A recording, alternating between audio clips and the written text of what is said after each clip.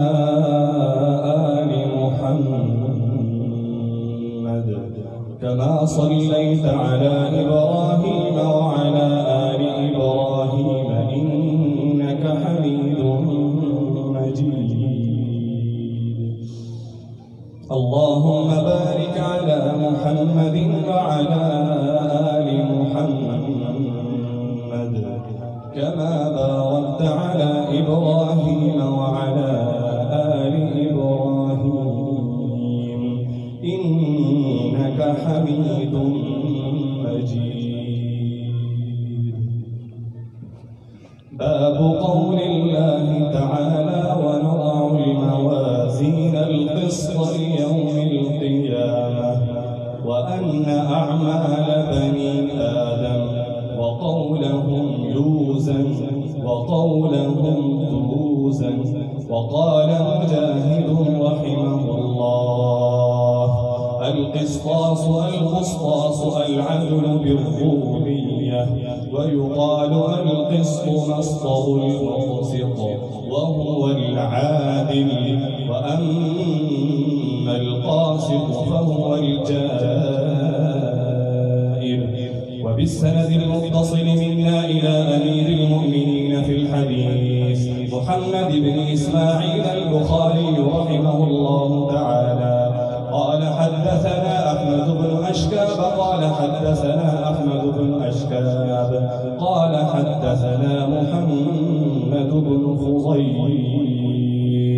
عن عمارة بن القعقاع عن أبي زرعة عن أبي هريرة رضي الله تعالى عنه وعنهم أجمعين قال: قال النبي صلى الله عليه وسلم: كلمتان حبيبتان إلى الرحمن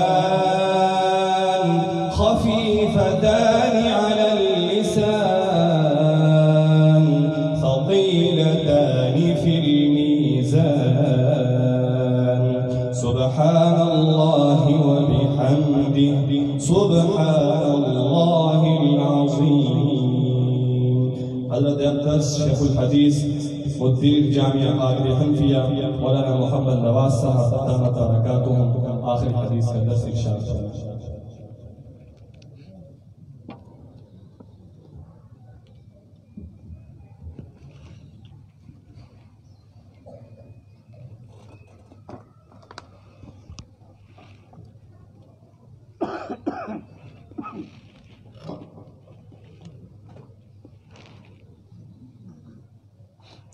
الحمد لله وكفى وسلام على عباده الذين اصطفى.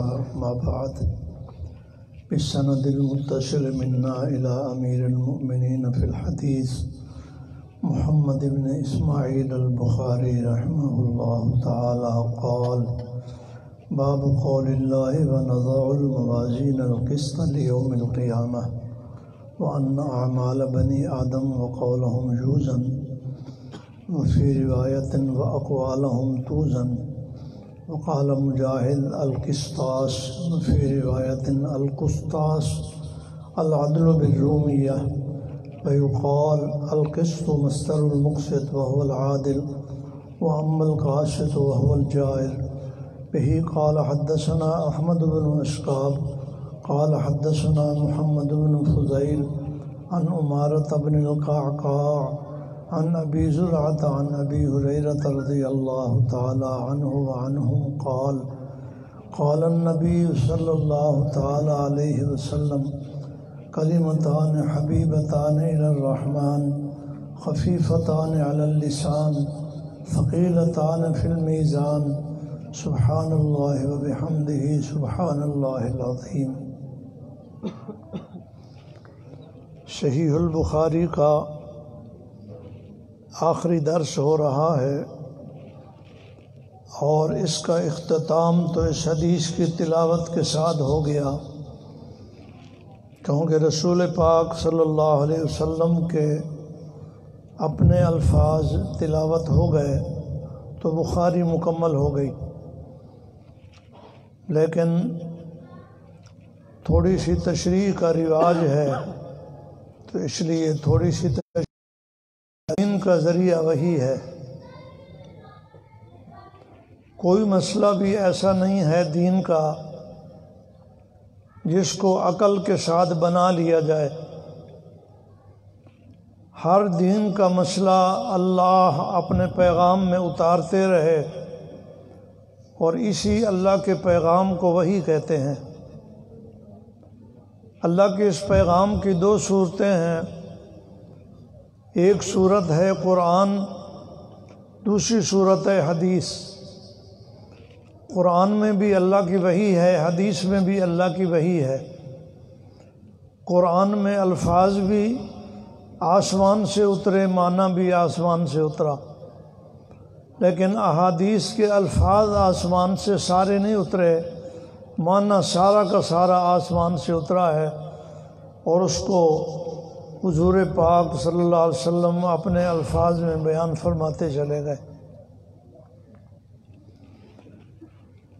چونکہ دین قیامت تک رہنا ہے تو اللہ تعالیٰ نے دین کا جو ذریعہ تھا وہی، اس کو بھی قیامت تک باقی رکھا۔ سب سے پہلا طبقہ جو وحی کا محافظ ہے وہ صحابہ کرام ہیں۔ صحابہ کرام نے 3 کام کیے۔ سب سے پہلے رسول پاک صلی اللہ علیہ وسلم سے صحیح احادیث کو محفوظ کیا، اور یہ اس امت کی خصوصیت ہے۔ اس سے پہلے کسی امت نے اپنے نبی کی پوری تعلیمات کو محفوظ نہیں رکھا۔ اس امت کی خصوصیت ہے کہ اپنے نبی کی تعلیم کو مکمل من و عن، الف سے لے کر یا تک 100% محفوظ رکھا ہے، اور اس میں صحابہ کرام کی بڑی محنت ہوئی، راتوں کو جاگے، حضور کے ساتھ سفر کیے، حضور کی مجلس میں ہمتاً بیٹھے، حضور پاک صلی اللہ علیہ وسلم نے منبر پر کوئی بات ارشاد فرمائی، اسے بھی محفوظ کیا، جہاد کے درمیان میں کوئی بات ارشاد فرمائی، اسے بھی محفوظ کیا، گھر کی 4 دیواری میں اگر کوئی چیز ارشاد فرمائی اسے بھی محفوظ کیا۔ دین کی مکمل صورتوں کو محفوظ کر کے اس پر عمل کیا۔ دوسرا کام یہ کیا۔ تیسرا کام یہ کیا کہ مکمل دین اپنے شاگردوں کو منتقل کر دیا۔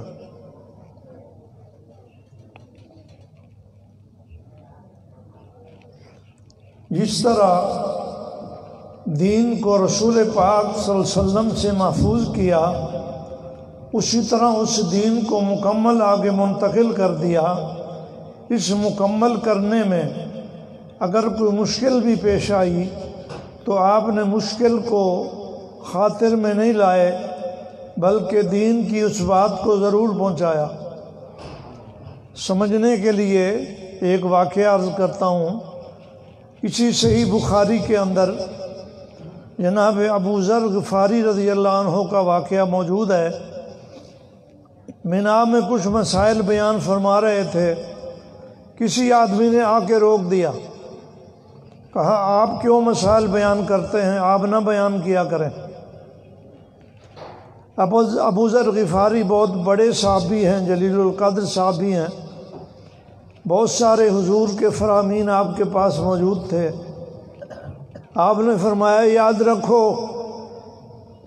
اگر کوئی بندہ تلوار میری گردن پر رکھ دے اور میں سمجھتا ہوں کہ تلوار چلنے سے پہلے ایک بات نبی کی میں آگے پہنچا سکتا ہوں تو پہنچا کے رہوں گا۔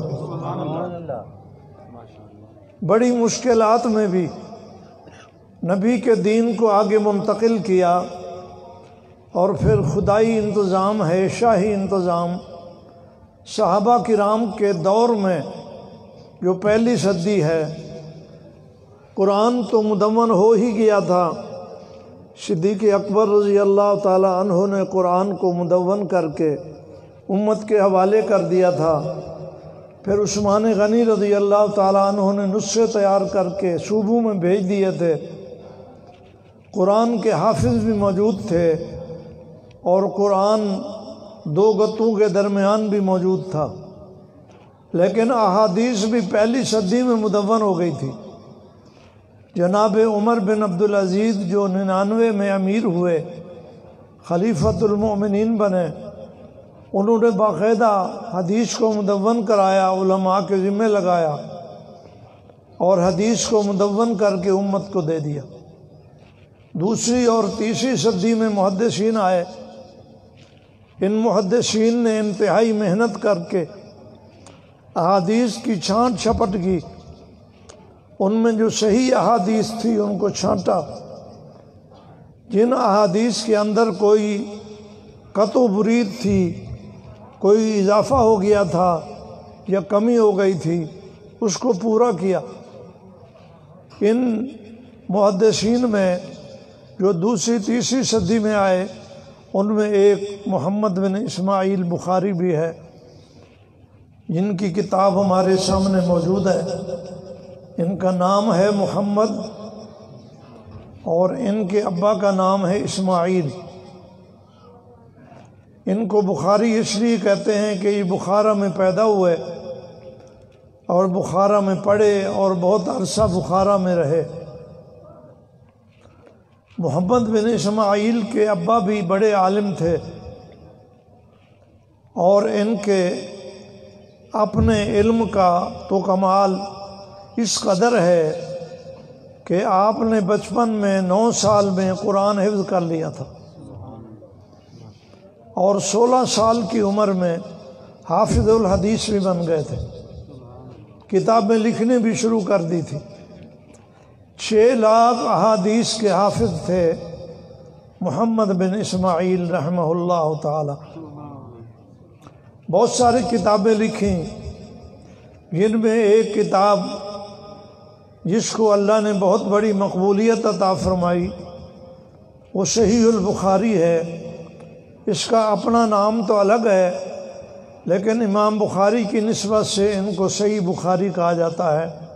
امام بخاری کی کتاب صحیح البخاری کو امام بخاری نے عجیب ترتیب کے ساتھ لکھا، اس کو قرآن والی ترتیب کے ساتھ لکھا۔ قرآن کے 30 پارے ہیں، اس کے بھی 30 پارے بنائے۔ آج 30 پارے ہمارے پاس موجود ہیں۔ پارہ ایک حصے کو کہتے ہیں، تو جس طرح قرآن پاک کے 30 حصے ہیں تاکہ یاد کرنے میں آسانی ہو، شمار کرنے میں آسانی ہو، اسی طرح صحیح البخاری کے بھی 3 حصے ہیں، اس لیے اس کو یاد کرنے میں آسانی ہے۔ بخاری شریف کو بہت سارے لوگوں نے یاد بھی کیا، اور اس کی قبولیت کا یہ عالم ہے کہ خود محمد بن اسماعیل نے 90,000 آدمیوں کو بخاری پڑھائی۔ 90,000 آدمیوں نے براہ راست امام بخاری سے بخاری پڑھی۔ اس کے بعد بالواسطہ پڑھنے والے تو لاکھوں ہیں، آج بھی ہزاروں کی تعداد میں پاکستان اور بیرون دنیا اس کتاب کو پڑھا رہے ہیں۔ اللہ تعالیٰ نے اس کو ایسی قبولیت عطا فرمائی۔ اور اس کی قبولیت کی دوسری علامت یہ ہے کہ جس طرح قرآن پاک کے ختم پر دعا کی جائے تو قبول ہوتی ہے، اسی طرح صحیح بخاری کے ختم پر جو دعا کی جائے قبول ہوتی ہے۔ امام بخاری نے اس کی قبولیت اللہ سے مانگ لی تھی، خود مستجاب الدعوات تھے، اور یہ دعا اللہ سے مانگ لی تھی کہ کتاب کے اختتام پر جو کچھ مانگا جائے وہ مل جائے۔ تو آج بھی اللہ تعالیٰ کی طرف سے یہ رحمت باقی ہے۔ امام بخاری رحمۃ اللہ علیہ نے اپنی کتاب کو کتاب التوحید سے یعنی کتاب الایمان سے شروع کیا اور کتاب التوحید پر ختم کیا۔ توحید بھی ایمان کا ایک اہم جز ہے، تو ایمان سے شروع کر کے ایمان پر ختم کیا۔ ویسے اس کے اندر دین کے 5 جز موجود ہیں، ایمانیات بھی موجود ہیں، عبادات بھی موجود ہیں، معاملات بھی موجود ہیں، اخلاقیات بھی موجود ہیں اور معاشرت بھی موجود ہے۔ یہ 5 دین کے عشے ہیں اور مکمل امام بخاری نے اس میں درج کر دیے، لیکن شروع ایمان سے کیا اور ختم بھی ایمان پر کیا۔ درمیان کے اندر باقی ابواب کو ترتیب کے ساتھ لکھا۔ ایمان کے بعد سب سے بڑا درجہ علم کا ہے۔ شریعت مطہرہ کے اندر پہلا درجہ ایمان کا ہے، دوسرا درجہ علم کا ہے۔ تو امام بخاری نے کتاب الایمان کے بعد کتاب العلم کو لکھا۔ کتاب العلم کے بعد پھر عبادات کو شروع کیا، وضو لکھا اور پھر نماز لکھی، اور پھر باقی ابواب کو ترتیب کے ساتھ لکھتے چلے گئے۔ آخری جو کتاب ہے امام بخاری کی، اس کے اندر 58 باب ہیں، اور امام بخاری نے کمال کیا کہ ان 58 بابوں میں احادیث بھی جمع کر دیں، لیکن اس وقت کے مختلف باطل فرقوں کا رد بھی فرما دیا۔ اس وقت جو باطل فرقے تھے ان میں ایک رافضی فرقہ تھا، ایک خارجی فرقہ تھا، ایک مرجئہ فرقہ تھا، ایک معتزلی فرقہ تھا۔ ان تمام کی رد کرتے چلے آ رہے ہیں۔ آخری جو باب ہے کتاب التوحید، اس کے اندر امام بخاری نے زیادہ تر معتزلہ کا رد کیا ہے۔ معتزلہ کے فرقے ہیں جن میں جبریہ ہے، قدریہ ہے، مشبہہ ہے، مرجئہ کا فرقہ ہے، جہمیہ۔ امام بخاری نے جہمیہ کا نام لیا مستقل، رد علی الجہمیہ، جہمیہ کا رد بھی فرمایا اور باقی فرقوں کا رد بھی فرمایا، اس لیے کہ یہ سارے فرقے عقل کو بنیاد بناتے تھے، قرآن حدیث کو بنیاد نہیں بناتے تھے۔ امام بخاری نے ان کو ثابت کر کے دکھایا کہ عقائد کی بنیاد قرآن و حدیث ہے، عقل بنیاد نہیں ہے۔ عقل تو اللہ نے دیا ہے سمجھنے کے لیے، قرآن حدیث کو عقل کے ذریعے سمجھا جائے اور عمل قرآن حدیث پر کیا جائے۔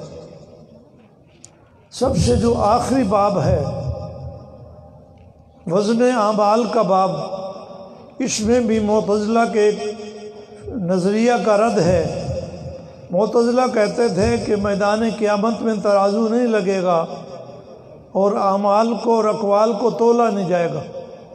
امام بخاری رحمۃ اللہ علیہ نے ثابت کیا کہ ترازو لگے گا، اعمال بھی تلیں گے، اقوال بھی تلیں گے۔ امام بخاری نے مستقل دعویٰ کیا وَأَنَّ أَعْمَالَ بَنِي آدم وَأَقْوَالَهُمْ تُوزَنُ، یہ ایک قول ہے، قَوْلَهُمْ يُوزَنُ، قول ہو تو مراد اس سے بھی جنس ہے جس کا معنی اقوال ہے۔ امام بخاری رحمۃ اللہ علیہ نے فرمایا کہ اعمال جو آدمی کوئی کام کرتا ہے اسے بھی تولا جائے گا ترازو میں، قول جو زبان سے بولتا ہے اسے بھی تولا جائے گا۔ جہاں تک معتزلہ کا اشکال ہے کہ یہ باقی نہیں، تو یہ عقلی ڈھکوسلا ہے۔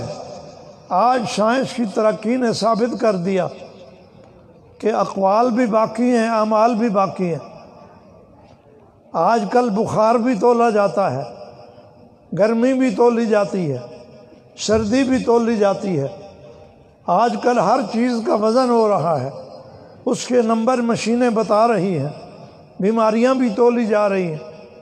تو اس لیے امام بخاری نے آج سے 1300-1400 سال پہلے یہ نظریہ قرآن حدیث سے ثابت کر دیا کہ اعمال بھی تولے جائیں گے، اقوال بھی تولے جائیں گے۔ اس کو ثابت کرنے کے لیے ایک قرآن پاک کی آیت ذکر فرمائی اور ایک رسول پاک کا فرمان ذکر فرمایا، وَنَزَعُ الْمَوَازِينَ الْقِسْطَ لِيَوْمِ الْقِيَامَةِ۔ اللہ فرماتے ہیں ہم ترازو رکھیں گے انصاف کے لیے قیامت والے دن۔ تو معلوم ہو گیا کہ ترازو لگیں گے اور اس میں اعمال اور اقوال تلیں گے۔ اور جو آخری حدیث آ رہی ہے جس کے راوی جناب ابو ہریرہ ہیں، رسول اکرم صلی اللہ علیہ وسلم نے فرمایا کہ 2 کلمے ہیں، یہاں 2 کلموں سے مراد 2 کلام ہیں، کیونکہ کلام کو کلمہ سے تعبیر کیا جاتا ہے، جیسے لا الہ الا اللہ محمد الرسول اللہ، یہ 2 کلامے ہیں لیکن ہم اس کو کلمہ کہتے ہیں، تو کلام کو کلمہ کہا جاتا ہے۔ تو 2 کلمے یعنی 2 کلامے جو رحمان کو محبوب ہیں، لیکن ان کو زبان پر جب ہم پڑھتے ہیں تو بہت آسان ہیں، خفیفتان علی اللسان، مگر جب ترازو میں رکھیں گے تو بہت بھاری ہوں گے۔ اور وہ 2 کلامیں کون سی ہیں؟ آپ بھی پڑھ لیں، سبحان اللہ و بحمدہ، سبحان اللہ العظیم، سبحان اللہ و بحمدہ، سبحان اللہ العظیم، سبحان اللہ و بحمدہ، سبحان اللہ العظیم۔ یہ ہیں تو دونوں کلمے یعنی کلامیں، لیکن اللہ کے نبی نے فرمایا کہ ترازو میں جب رکھیں گے کہ ترازو بہت بھاری ہو جائے گا۔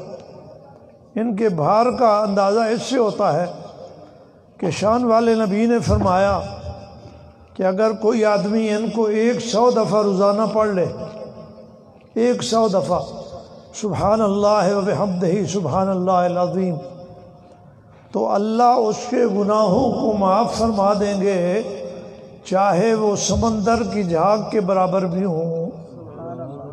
کیا ثابت ہوا کہ اس ترازو میں ایک طرف اتنے گناہ رکھ دیے جائیں کہ سمندر کی جتنی جھاگ ہے، اور دوسری طرف یہ 2 کلام رکھ دیے جائیں، سبحان اللہ و بحمدہ سبحان اللہ العظیم، تو یہ کلام والا ترازو جھک جائے گا اور گناہوں والا ترازو اٹھ جائے گا۔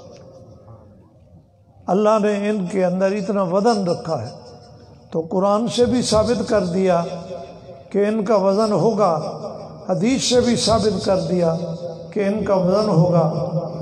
امام بخاری رحمۃ اللہ علیہ چونکہ قرآن کے حافظ بھی ہیں، ایک آیت کو بیان کیا جس میں قسط کا لفظ آ گیا، تو اس کا مادہ ایک اور آیت میں آیا تھا، اسے بھی بیان کر دیا، وزنوا بالقسطاس المستقیم۔